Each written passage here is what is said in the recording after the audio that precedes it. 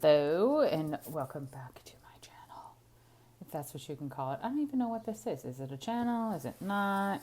Not a fancy YouTuber.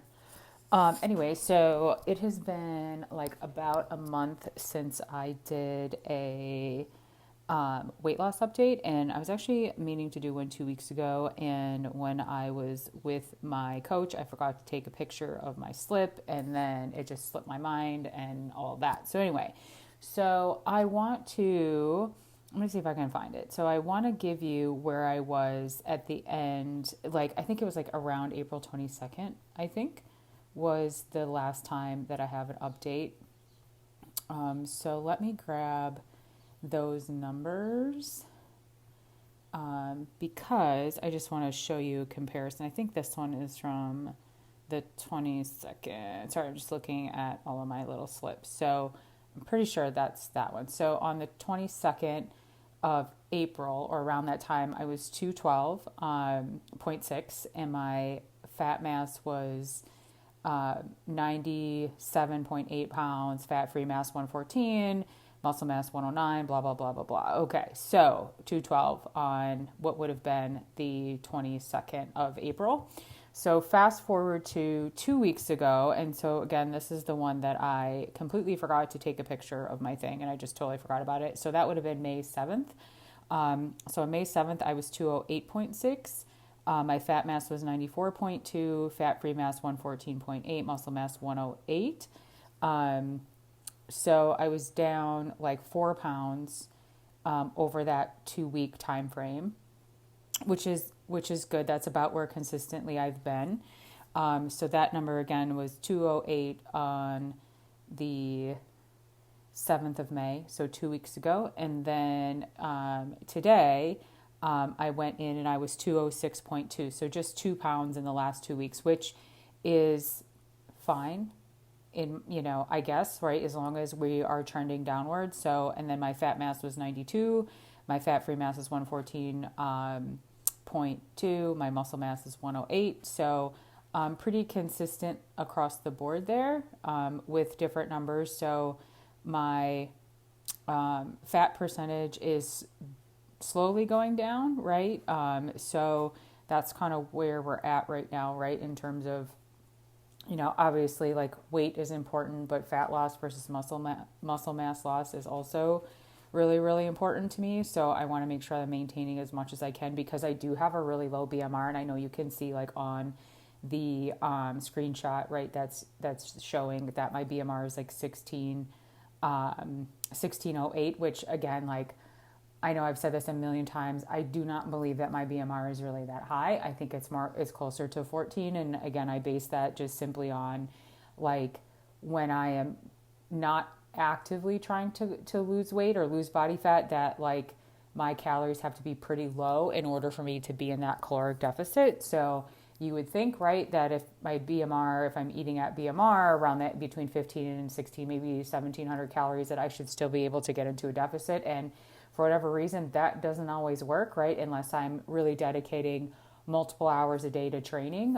So that would be probably 2 hours of training and not necessarily any additional like walking or anything like that. So when I'm kind of above, like I said, like in more of a maintenance mode, in order for me to maintain, my calories do have to be relatively low. So around that like 1400 mark or whatever. And I know that there's always like, conversations around like, oh, well, you don't eat enough, that's why you can't lose weight, all that stuff. And I'm going to say something like slightly controversial, and I'm not an expert in nutrition, so I highly recommend that if you're interested in listening to someone who is an expert in nutrition, Lane Norton on Instagram and Twitter, he's BioLane. He has a PhD, I think, in nutritional sciences or something similar to that or whatever. He's a little bit he's a little goofy. I think he comes across that way, but he's very, very smart. And, and he will say, right, that like, there's no like, and I mean, I shouldn't necessarily attribute this quote to him. So let me back that up. I don't want to attribute this to Lane Norton because I'm not saying he's ever said this, but I think that there's a misunderstanding about starvation mode, which in my opinion is not real. And I'm sure I'm going to get hit in the face for that. But there is such a thing as metabolic adaptation. And so your metabolism will adapt to whatever circumstances that you're putting your body through. And so like when I say that, I can't lose weight, like when I'm, training and eating more than a certain amount of calories, or I'm not training as hard maybe, and I'm eating a certain amount of calories. It's just that my body has adapted to that like 1400 calorie, 1500 calorie range, right? In terms of like where, and that's why I think like my BMR is probably closer to that number versus closer to 16, 16 or 1700, right? And I do not have a lot of lean mass for someone of my weight, right? And also of like my, for my training, right? So, and that's one thing that I have struggled with, like kind of trying to understand, like, how is it possible, that I have very, very little muscle mass, right? Comparative, right, to my fat mass, when I do spend a lot of time under tension, right? So weightlifting, or whether that's, just normal resistance training with body weight resistance, or, resistance in terms of like weight, right? So that's always something that I've been a little bit like confused about. It's like, how am I so strong compared to the average female of my age on the street, but I have very, very low muscle mass, right?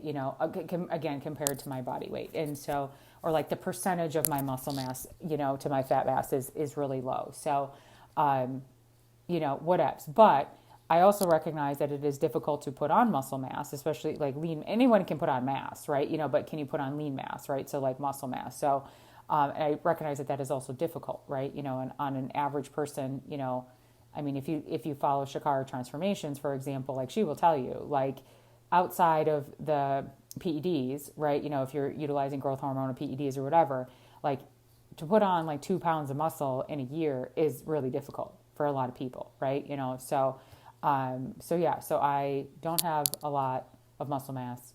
My BMR is relatively low. Again, I don't necessarily believe that is high, like 1600 seems relatively high. Like I think my BMR is closer to 1400. And this obviously this scale is not scientific, right? I mean, sort of. That kind of sounds funny, but it's just based on impedance. It's based on numbers it's shooting out.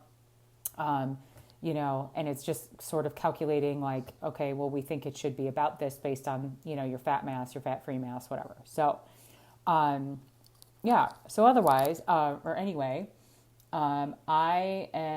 think I've lost since I started this, like, I would say intentional weight loss phase, right after coming out of, a year of working on, my relationship with food, my relationship with, exercise, all of those things. I think I've lost 20 pounds and like, I want to say since the end of February, I think, right? Is that when I started doing this? It's been like 16 weeks. So whatever 16 weeks in the past from today is, that sounds about right. I think like March, April, May. Yeah, I think it's February.